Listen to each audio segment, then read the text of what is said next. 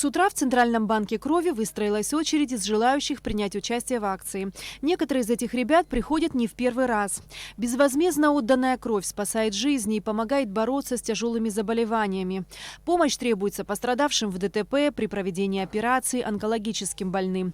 Поэтому донорство не просто одноразовая акция, а образ жизни, достойный уважения. Регулярно занимаюсь подобного рода благотворительностью. Это будет уже 7-й раз, когда я сдаю кровь. Мне приятно это делать еще и вследствие того, что это в мирное время улучшает отношения между нашими государствами.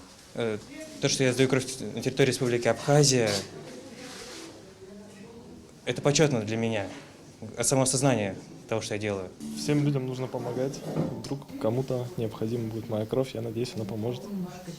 Вы впервые стали донором? Нет, мы с 15-го года уже сдаем кровь. Пришел, сдал, уехал на службу.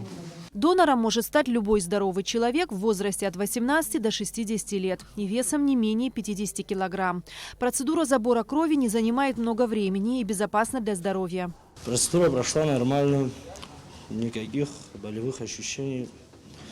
Состояние то же самое, вроде бы все нормально. Измерили давление, проверили группу крови, вес, все необходимое, после чего мы сдавали кровь. Кровь нужна каждый день, и заменить ее чем-то иным невозможно, а запасы нужно пополнять постоянно. Поэтому приостановить донорство в этот сложный период пандемии ни в коем случае нельзя. Спасение жизни человека, мы говорим, может быть, пафосно, но каждый раз, когда человек попадает в какую-либо ситуацию и нуждается в трансфузии компонентов крови или цельной крови, то это действительно спасение жизни. С учетом коронавирусной инфекции, с учетом пандемии, конечно же, у нас в республике за последние месяцы количество доноров резко снизилось, потому что вы знаете, что большое количество наших жителей перенесло заболевания.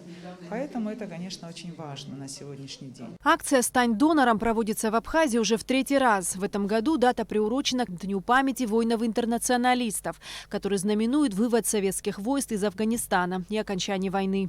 Соотношение с такого рода датой предполагает то, что в данной акции участвует множество коллег военных.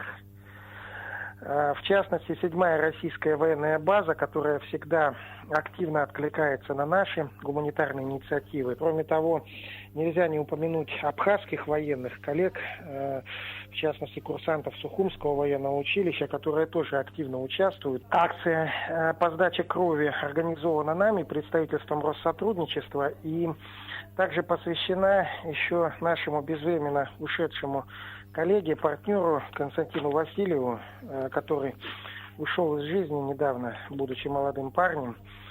Он прославил Абхазию и прославился сам своей активной жизненной позицией, своей активной общественной деятельностью. В частности, будучи во главе общественной организации «Открытая ладонь», много сделал для укрепления и российско-абхазского гуманитарного взаимодействия, и для российско-абхазских общественных инициатив. После необходимых процедур и проверок кровь передадут в медучреждения Абхазии на нужды больных.